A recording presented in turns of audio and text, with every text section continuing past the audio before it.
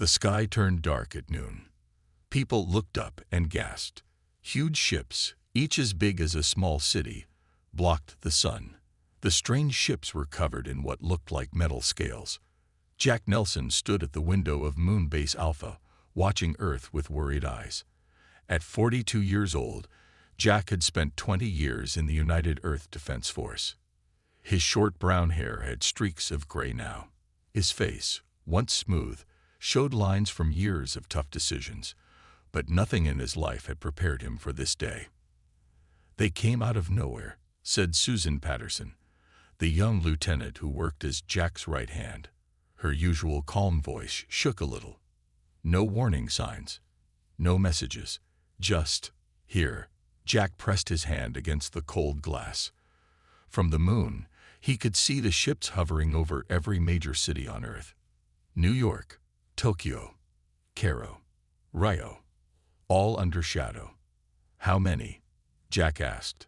"We count 57 large ships and over 200 smaller ones," Susan replied, checking her tablet.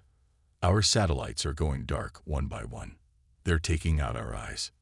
The base alarm suddenly blared. Red lights flashed along the corridor.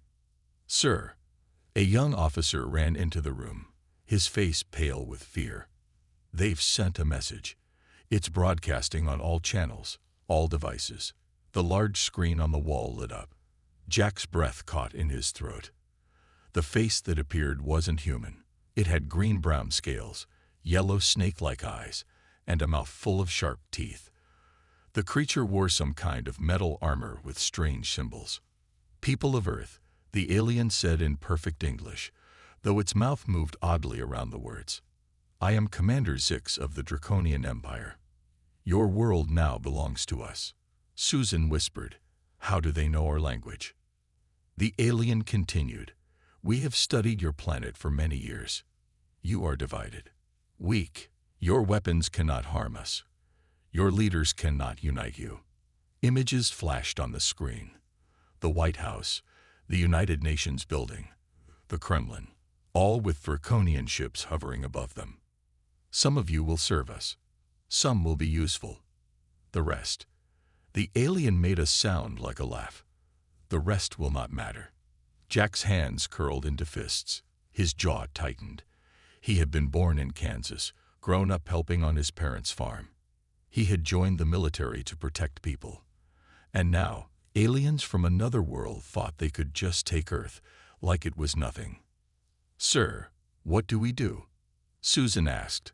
Her eyes, like everyone else's in the room, looked to him for answers.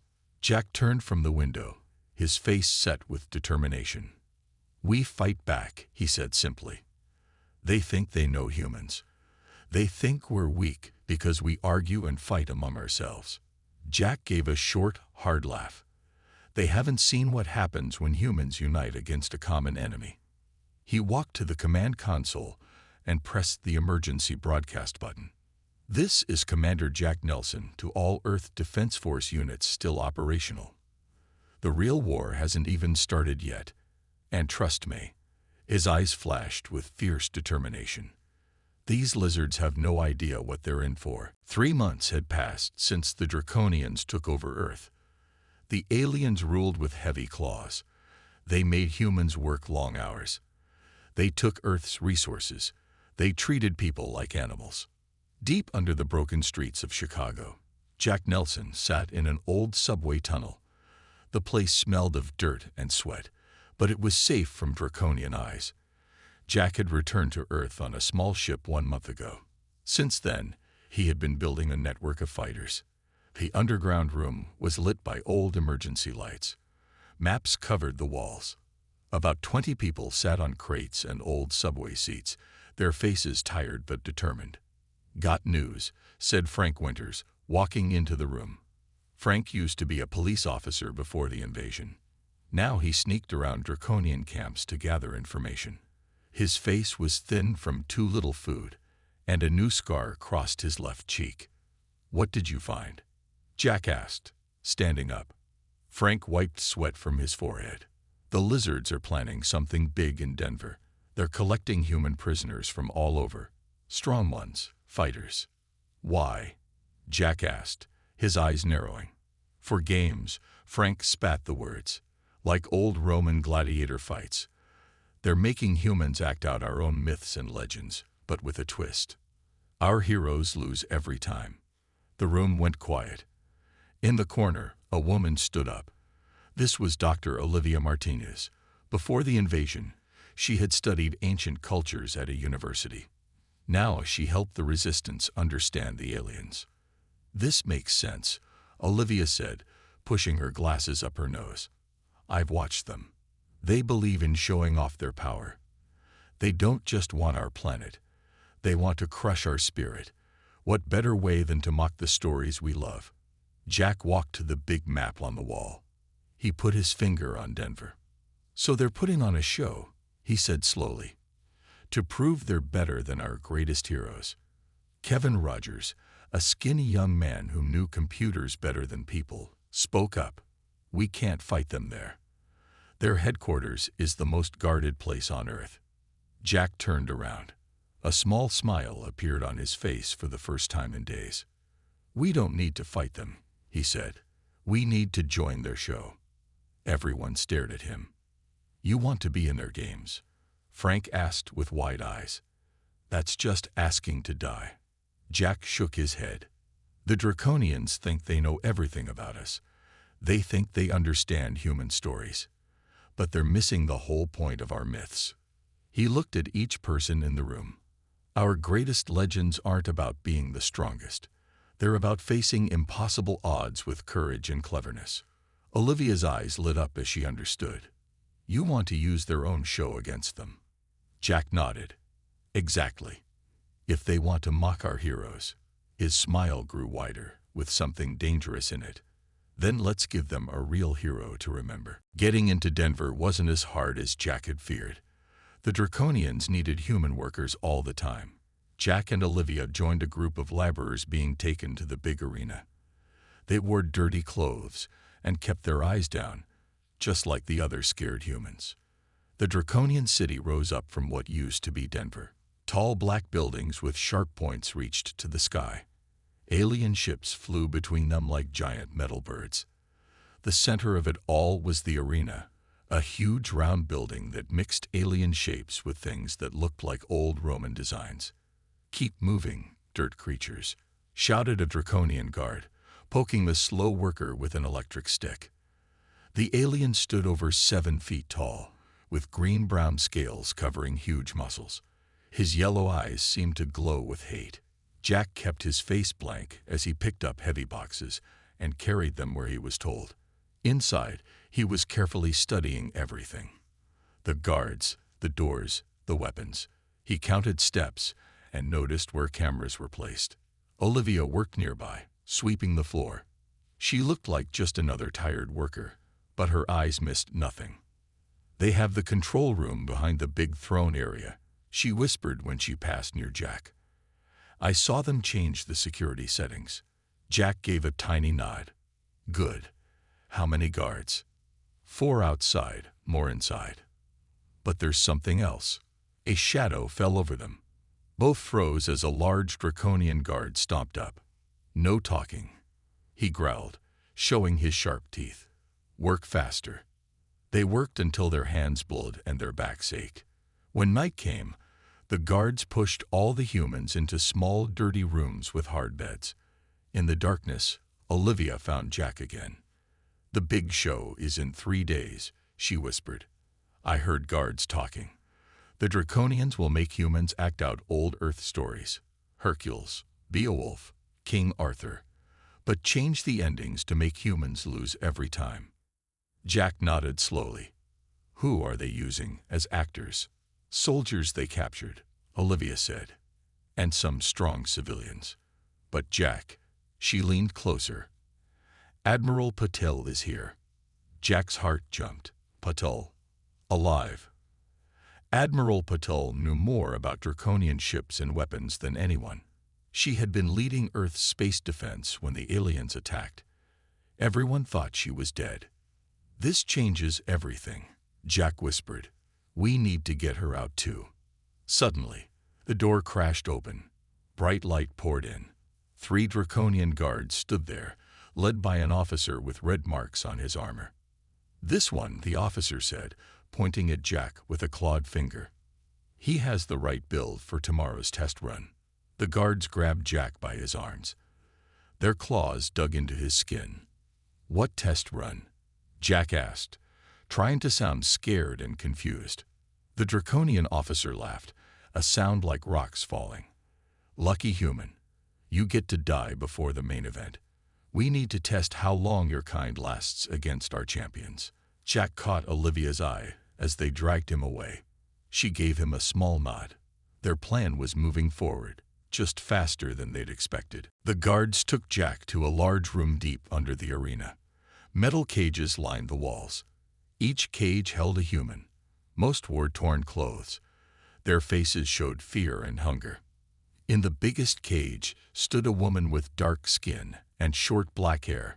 She stood straight, her eyes sharp and clear despite her dirty face. Jack knew her at once. Admiral Patel had led Earth's space fleet before the invasion. When the guards pushed Jack into an empty cage, he managed to catch the Admiral's eye. She showed no surprise, but Jack saw her body tense slightly. She recognized him too. After the guards left, Jack moved to the side of his cage closest to hers. "Admiral," he whispered, "I thought you were dead." Patil moved closer to the bars of her cage. "Nelson, how did you get here?" "Long story," Jack said with a small smile. "Short version, I'm with the Resistance. We have a plan." Before they could say more, a huge door opened. A draconian wearing fancy armor walked in. His scales had gold colors mixed with the green. He carried no weapons, but walked with the pride of someone important. "Humans," the draconian said in a voice that filled the room. "Tomorrow you will help us teach an important lesson. Your planet speaks of heroes and monsters. Your stories tell of human greatness. Tomorrow we will show the truth, that humans are weak, that your heroes would fail against real power." The alien walked slowly in front of the cages, looking at each prisoner. "Some of you will play great human heroes. Hercules, Perseus, Beowulf. Some will face our warriors in battle. All of you will lose." He showed his sharp teeth in what might have been a smile. "The entire draconian leadership will watch as we prove human stories are just lies you tell yourselves." After the draconian left, Jack turned back to Patel. "What have you learned while in captivity?" he asked. "Their weak spots are the neck and under the arms," she answered quickly. "Their armor doesn't cover those areas well. And they hate the cold. It makes them slow." Jack nodded. "Good to know. But we won't win through fighting." "Then how?" Patil asked, her eyes narrowing. "Did you notice how interested they are in our stories?" Jack said, "They want to prove themselves better than our myths. That tells me something important about them." Patil thought for a moment. "They need to feel superior." "Exactly," Jack said. "They conquered 12 worlds before Earth, but they've never faced a species that challenges their view of themselves." A young man in a nearby cage spoke up. "So what? They're stronger. They have better weapons. What can stories do against that?" Jack looked at him. "Stories are how humans have faced fear since the beginning of time. They're how we inspire each other to be brave when things seem hopeless." He looked around at all the prisoners. "The Draconians think they understand our heroes. But they've missed the whole point. Our greatest heroes weren't the strongest or the biggest. They were the ones who faced impossible odds with courage and cleverness." Jack saw a guard approaching and quickly moved away from the bars. But not before saying to Patel, "When the time comes tomorrow, be ready to move. Our people outside have a plan." The guard stopped in front of Jack's cage. "You, come. The commander wants to see how humans fight before the main event." As Jack was led away, he caught Patel's eye one last time. She gave him a small nod. Whatever happened next, she would be ready. The test arena was smaller than the main one, but still big enough to hold several hundred Draconians. They sat on stone seats that circled the sandy floor. Most wore armor with different colored marks showing their rank. Jack stood in the center, wearing a simple outfit meant to look like ancient Greek clothes. It felt strange and left too much of his skin exposed.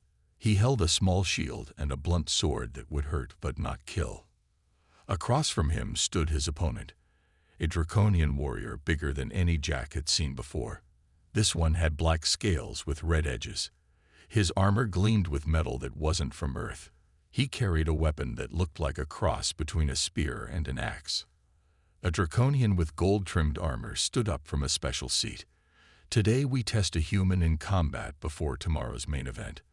This one will play the role of Odysseus, who your myths call clever and brave. The crowd made hissing sounds that Jack realized was draconian laughter. Watch as even your smartest hero falls to draconian might. The fight began. Jack moved carefully, keeping his distance from the bigger, stronger opponent. The draconian swung his weapon in wide arcs, trying to catch Jack with each swing. Jack dodged, ducked, and rolled away. The crowd grew restless. They had expected a quick fight. "You run like prey," the draconian warrior growled. "Fight me." Jack kept moving. He wasn't trying to win by fighting.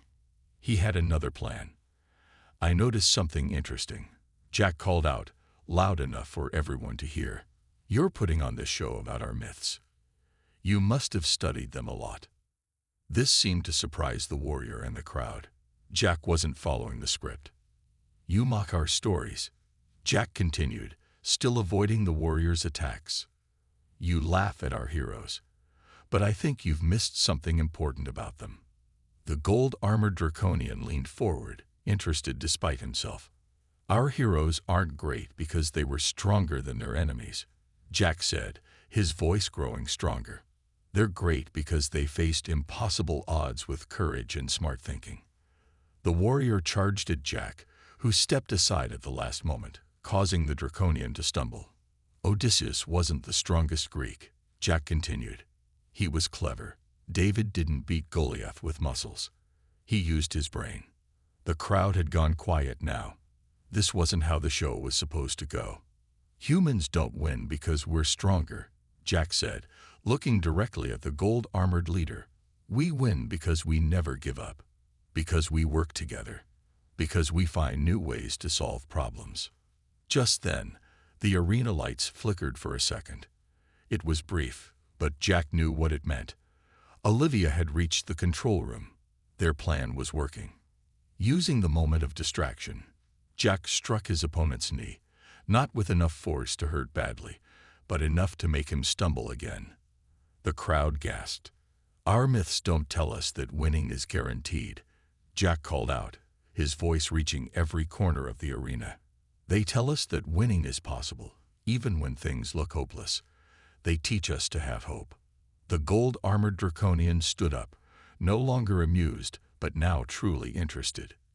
"You think you know Earth by looking at our weapons and our buildings," Jack said, dodging another attack. "But you missed what makes humans truly dangerous: our stubborn refusal to accept defeat, our ability to find strength in each other, and our power to believe in something bigger than ourselves." The arena had gone so quiet that Jack could hear his own breathing. Every draconian eye was fixed on him. His opponent stood frozen, unsure what to do now that the human had broken from the expected script. The gold-armored draconian leader suddenly raised his hand. "Enough," he called, his voice deep and powerful. Jack's opponent immediately backed away, head bowed. Jack stood still, breathing hard from the fight, but kept his eyes steady on the leader.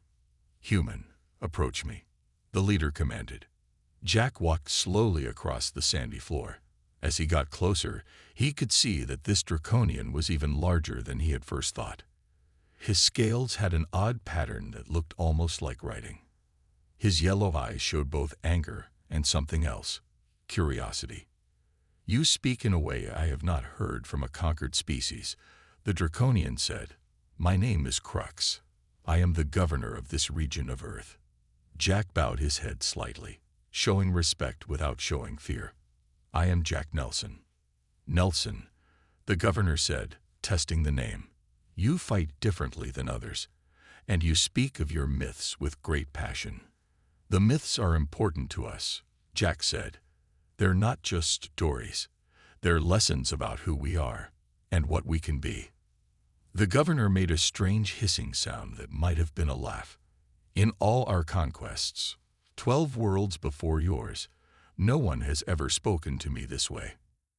Jack noticed that other high-ranking Draconians were watching closely. Some looked angry that a human was being allowed to speak so freely. Others seemed interested. "Tell me, Nelson," the governor said, "if you were in my position, if humans had conquered the Draconian homeworld, how would you rule?" This was a dangerous question. Jack knew his answer could mean life or death, not just for him, but possibly for Earth's future. He thought carefully before speaking. "I would remember that ruling through fear makes enemies," Jack said slowly. "Ruling through respect makes allies. I would see that different species have different strengths. True power comes from combining those strengths, not crushing them." The governor's eyes narrowed. "You suggest I should treat humans as equals, after we defeated you so easily?" "I suggest that a truly great leader sees value even in those who seem weak," Jack replied. "Humans may not be as strong as Draconians, but we have other qualities that could benefit your empire." A long silence followed. The entire arena seemed to hold its breath. Jack knew that Olivia would be watching, waiting for the right moment to move Admiral Patel and the other prisoners. Everything depended on keeping the governor talking. Finally, the governor spoke again. "You have given me much to think about, human. Most species beg for mercy or plot revenge. None have offered wisdom." He stood up to his full height, nearly 9 feet tall. "Nelson, you will join my council as an advisor. I wish to hear more of these human perspectives." Angry mutters broke out among the other Draconians. The governor silenced them with a single look. "This human has shown courage and wisdom," the governor announced to the crowd. "Perhaps there is more to this species than we first believed." Jack kept his face calm, but inside his mind was racing. This was better than anything he had hoped for. Not just a chance to survive, but a chance to influence the Draconian leadership from within. "I am honored," Jack said, bowing again.